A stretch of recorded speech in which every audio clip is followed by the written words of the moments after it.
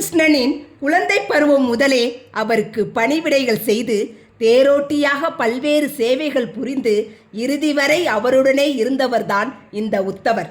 இவர் தனது வாழ்நாளில் தனக்கென்ன எந்தவிதமான உதவியோ நன்மைகளோ வரங்களோ கண்ணனிடம் கேட்டதில்லை. ஸ்ரீ கிருஷ்ணர் உத்தவரை பார்த்து, உத்தவரே, இந்த அவதாரத்தில் பலரும் என்னிடம் பல வரங்களும் நன்மைகளும் பெற்றிருக்கின்றனர். ஆனால் நீங்கள் மட்டும் என்றுமே எதுவுமே கேட்டதில்லை. ஏதாவது கேளுங்கள், உங்களுக்கு தந்துவிட்டு என்னுடைய அவதார பணியை முடித்து கொள்கிறேன் என்றார்.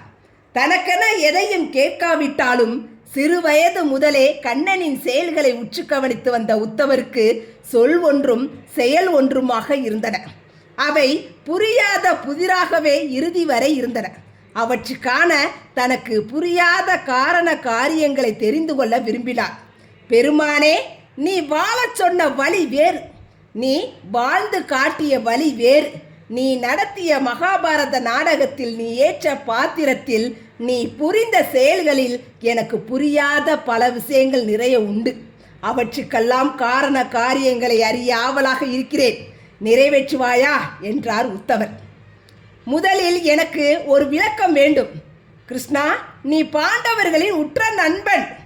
நடப்பவை மட்டுமல்ல, நடக்கப் போவதையும் முன்கூட்டியே நன்கறிந்த ஞானியான நீ, உன் நண்பன் தர்மா சூதாட்டம் என்று ஆடும்போது அதை வேண்டாம் என்று தடுத்திருக்கலாம் அல்லவா? நீ முன்கூட்டியே சூதாட்டத்தை தடுத்திருக்கலாம்.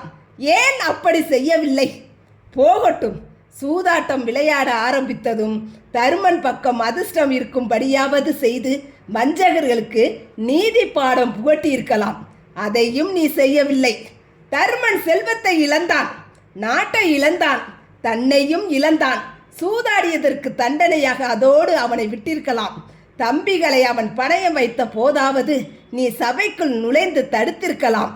அதையும் நீ செய்யவில்லை. திரௌபதி அதிர்ஷ்டமிக்கவள். அவளை பணைய வைத்த ஆடு. இழந்தது அனைத்தையும் திருப்பி தருகிறேன் என்று சவால் விட்டான் துரியோதனன். அப்போதாவது உனது தெய்வீக சக்தியால் அங்கே பொய்யான பகடைக்காய்கள் தருமனுக்கு சாதகமாக விழும்படி செய்திருக்கலாம். அதையும் நீ செய்யவில்லை.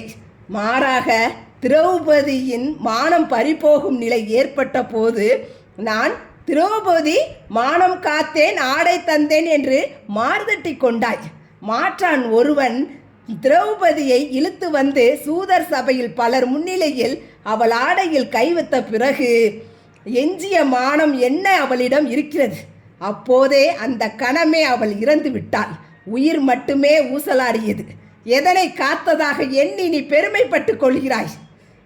ஆபத்தான நிலையில் உதவாத நீ எதை நீ தர்மம் என்று நினைக்கிறாய்? நீ செய்தது நியாயமா இல்லை தருமமா என்று மிக கடுமையான குரலில் குழம்பிய மனநிலையில் கண்ணீர் மல்க கேட்டார் உத்தவர். மகாபாரதம் படித்த நாம் அனைவரின் உள்ளத்திலும் எழும் மனவலியோடு உணர்வு மிகுந்த வேதனையான கேள்விகள் இவை. நமக்காக இவற்றை அன்றே கண்ணனிடம் கேட்டிருக்கிறார் உத்தவர். அதற்கு